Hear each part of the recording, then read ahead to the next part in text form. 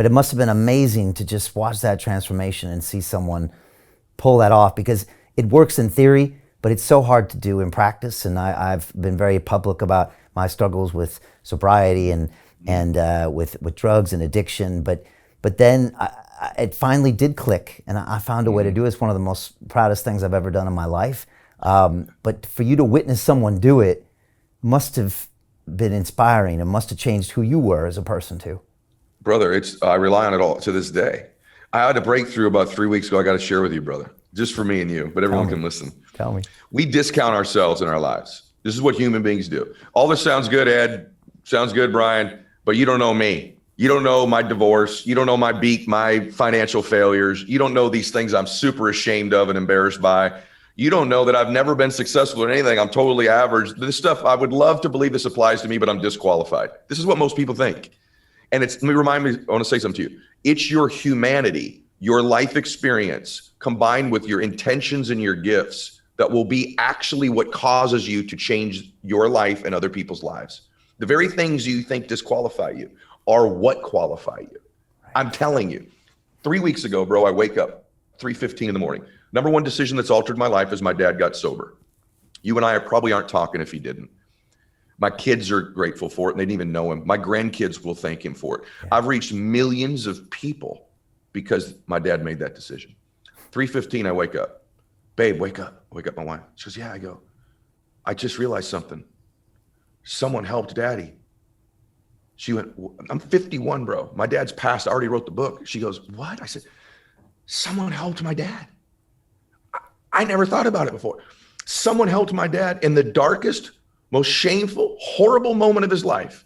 Some precious soul, precious human being, altered the direction of our children's lives who weren't even born. They saved my dad's life. In some bar somewhere or coffee shop or dark room, some human being stepped forward and said, I'll help you.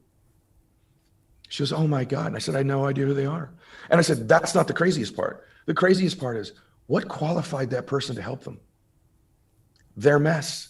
The fact that they were also an alcoholic and a drug addict at one time. The things that person was most ashamed of in their life, most embarrassed by, the thing they think disqualifies them the most from happiness or success or making a difference is the very thing that qualified them to help daddy.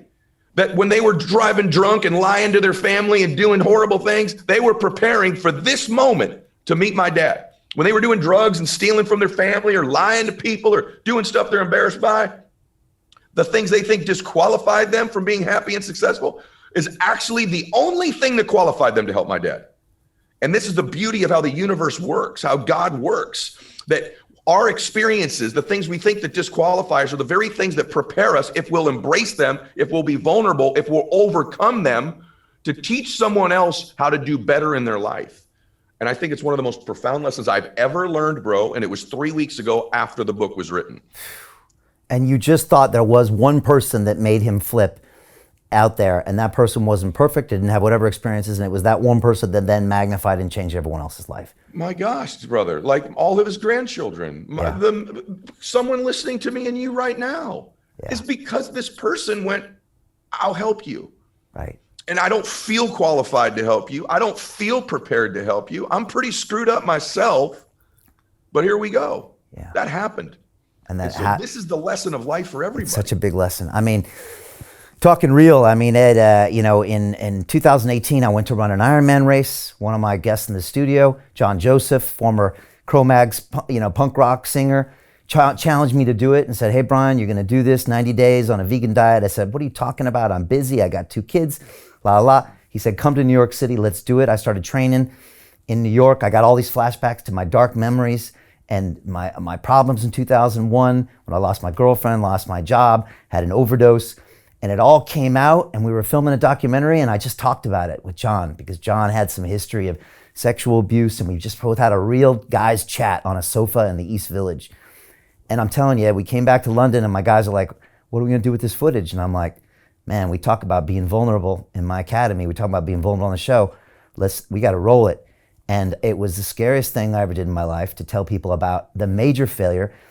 Ed, I thought it was such a darkness in my life, it would never have any positive value, which is why I didn't tell anybody about it. hadn't told my wife about it, told my kids about it, because I just thought this darkness will sit there forever and always be darkness. When we published that episode that week, when I shared it with my family, when I told the world, guess what? This guy you're looking at went through this dark experience, made these big mistakes, almost ended his own life. I'm telling you, Ed, it just, all the light bulbs went off with everybody. Emails from around the world. Brian, that was me. That was my uncle. That was my dad. That happened to you. How could that happen to you? Bam, bam, conversations, empowerment. Ed, the darkest moment of my life ended up being an incredible source of light and love and happiness, 10x bigger than my suffering, maybe 1,000x bigger. But it was only because I was willing to share it and learn from it and pass it on. Brother, God bless you. That's so beautiful. It says that in Think and Grow Rich, a quote Hill, he says, on the other side of temporary pain, you get introduced to your other self. And all pain is temporary. My dad's body stopped working. Whatever pain my father was in with cancer, eventually that pain stopped. And so what you did is you met your other self on the other side of that adversity and that pain. But then to be willing to share it takes some balls, man. Takes some courage.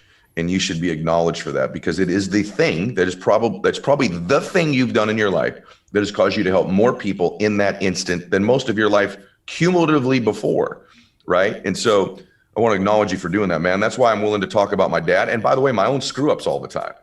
If you and I were perfect, how uninspiring would that crap be? But the fact that we're flawed and we're men and we make mistakes should give people hope. Like, if these two guys can do it, heck, maybe I can.